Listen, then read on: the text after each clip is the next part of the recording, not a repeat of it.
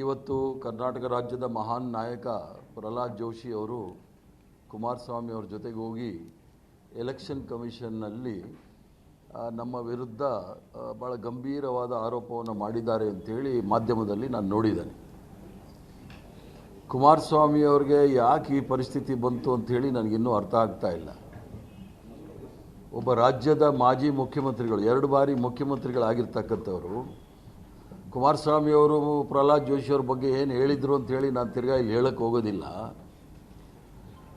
ಇದೇ ಕುಮಾರಸ್ವಾಮಿ ಅವರನ್ನು ದಾಳವಾಗಿ ಉಪಯೋಗಿಸ್ಕೊಳ್ತಾ ಇರತಕ್ಕಂಥ ಈ ಮಹಾನ್ ನಾಯಕ ಪ್ರಹ್ಲಾದ್ ಜೋಶಿ ಅವರು ಕುಮಾರಸ್ವಾಮಿ ಅವರನ್ನು ಬಲಿಪಶುವಾಗಿ ಮಾಡ್ತಾ ಇದ್ದಾರೆ, ಹರಿಕೆ ಕುರಿತಾರ ಮಾಡ್ತಾ ಇರ್ತಕ್ಕಂಥ ನಾವು ನೋಡ್ತಾ ಇದ್ದೀವಿ.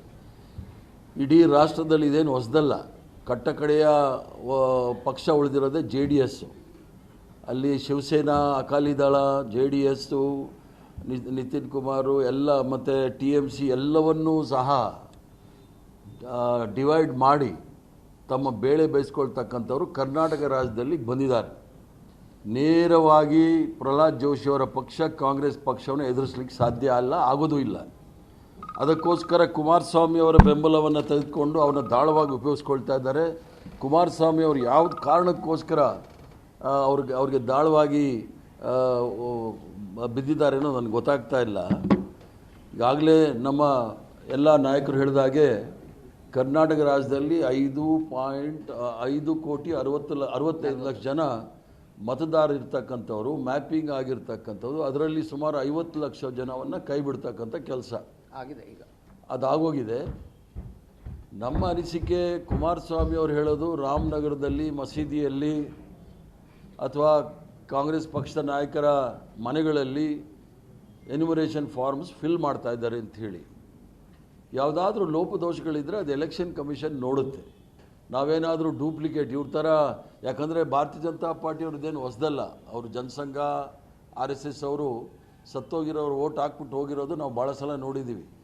ಬೂತ್ ಓಪನ್ ಆದ ತಕ್ಷಣ ಸತ್ತೋದವ್ರು ಎಷ್ಟು ಜನ ಇದ್ದಾರೆ ಸ್ವರ್ಗದಿಂದ ಕರ್ಕೊಂಬಂದು ಅವ್ರು ಓಟ್ ಹಾಕ್ಬಿಟ್ಟು ಹೋಗ್ತಾ ಇರ್ತಾರೆ. ಈ ಕೆಲಸ ಭಾರತೀಯ ಜನತಾ ಪಾರ್ಟಿ ಎಕ್ಸ್ಪರ್ಟ್ಸ್ ಅವರು, ಡಾಕ್ಟ್ರೇಟ್ ತಗೊಂಡಿರೋರು. ಇವರು ನಮಗೆ ಹೇಳೋದು ಬೇಡ. ನಾವು ಯಾವತ್ತೂ ಸಹ ಅಡ್ಡದಾರಿ ಹಿಡಿದು ಸರ್ಕಾರವನ್ನಾಗಲಿ ಚುನಾವಣೆ ಗೆಲ್ಲಲಿಕ್ಕೆ ನಾವು ಪ್ರಯತ್ನ ಮಾಡೋ ಜನ ಅಲ್ಲ.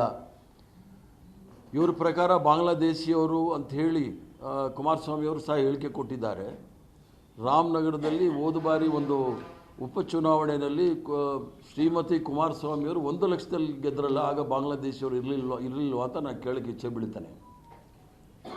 ಅದ್ರ ಜೊತೆಗೆ ಏನಾದರೂ ಚಂದ್ರಶೇಖರ್ ಅವರು ಹೇಳಿದಾಗೆ ಪ್ರಹ್ಲಾದ್ ಜೋಶಿಯವರು ಕರ್ನಾಟಕದ ಅಭಿವೃದ್ಧಿ ಬಗ್ಗೆ, ಕರ್ನಾಟಕದ ಸಂಸ್ಕೃತಿಯ ಬಗ್ಗೆ ಪಾರ್ಲಿಮೆಂಟಲ್ಲಿ ಎಷ್ಟು ಸಲ ಮಾತಾಡಿದ್ದಾರೆ, ಯಾವ ಕಾರ್ಯಕ್ರಮಗಳಾಗಲಿ ಎಷ್ಟು ಹಣ ತಂದಿದ್ದಾರೆ ಅಂತ ಹೇಳಿದ್ರೆ ನಮಗೂ ಭಾಳ ಸಂತೋಷ ಆಗುತ್ತೆ. 2023 ಚುನಾವಣೆ ಮೊದಲು ಮಹದಾಯಿ ಇದು ಆಗೋಯ್ತು ಅಂತೇಳಿ ಅಲ್ಲಿ ಕೇಕೆ ಹೊಡೆದಿದ್ದೆ ಹುಬ್ಳಿಯಲ್ಲಿ. ಇನ್ನೂ ಸಹ ಎನ್ವೈರ್ಮೆಂಟಲ್ ಕ್ಲಿಯರೆನ್ಸ್ ಅವ್ರಿಗೆ ಸಿಕ್ಕಿಲ್ಲ, ಅವ್ರು ತರಕ್ಕೂ ಆಗೋದಿಲ್ಲ, ತರಕ್ಕೆ ಆಗ್ತಾ ಇಲ್ಲ ಅವ್ರ ಕೈಯಲ್ಲಿ. ಆದ್ದರಿಂದ ಇಲ್ಲ ಸಲ್ಲದ ಆರೋಪ ಮಾಡೋ ಬದಲು ನೈಜ ಪರಿಸ್ಥಿತಿಯನ್ನು ತಿಳ್ಕೊಂಡು ಮಾತಾಡೋದು ಒಳ್ಳೆಯದು. ಸುದರ್ಶನ್ ಅವರು ಹೇಳಿದಾಗೆ ಸಂವಿಧಾನದಲ್ಲಿ 324 ಆರ್ಟಿಕಲ್ 324, 325, 326, 327, 329ವರೆಗೂ ಸಹ ಎಲ್ಲ ಪ್ರಾವಧಾನಗಳು ಸಹ ನಮ್ಮ ಸಂವಿಧಾನದಲ್ಲಿ ಇದೆ. ಚುನಾವಣೆ ಯಾವ ರೀತಿ ಮಾಡೋದು, ಎಲೆಕ್ಟ್ರಲ್ ರೋಲ್ಸ್ ಯಾವ ರೀತಿ ಮಾಡೋದು ಅಂತೆಲ್ಲ ಹೇಳಿ. ಆದರೆ ಇವ್ರಿಗೇನಾದರೂ ಅದರ ಲೋಪದೋಷ ಕಂಡಿಡಿದ್ರೆ ಅದರಲ್ಲಿ ಸರಿ ಮಾಡ್ಕೊಳ್ಬೋದಿತ್ತು. ಆದರೆ ಇವರ ಹುನ್ನಾರ ಮೊದಲು CAA ಮಾಡಿದ್ರು, NRC ಮಾಡಿದ್ರು, ಸುಮಾರು ಜನ ಬಾಂಗ್ಲಾದೇಶಿಗಳಿದ್ದಾರೆ ಅಂತೇಳಿ ಅಸ್ಸಾಮಲ್ಲಿ ದೊಡ್ಡ ಪಟ್ಟಿನೇ ಒಂದು ಬಿಡುಗಡೆ ಮಾಡಿದ್ರು. ಅದರಲ್ಲಿ ಕಡೆಗೆ ಇವರು ಸಿಕ್ಕಿದ್ದು 23,000 ಕೂಡ ಬಾಂಗ್ಲಾದೇಶಿಯವರು ಸಿಕ್ಕಲಿಲ್ಲ. ಅಲ್ಲಿ CAA ಬಿಟ್ಟರು, NRC ಬಿಟ್ಟರು. ಈಗ ಹೊಸದಾಗಿ SIR ತಗೊಂಡಿದ್ದಾರೆ. SIR ತಗೊಂಡು ನಾನು ಬೆಂಗಾಲಲ್ಲಿ ಚುನಾವಣೆ ಉಸ್ತುವಾರಿ ವಹಿಸಿದ್ದೆ. 91 ಲಕ್ಷ ಕೈ ಬಿಟ್ಟಿದ್ದಾರೆ, 27 ಲಕ್ಷ ಅಡ್ಜುಡಿಕೇಷನಲ್ಲಿದೆ.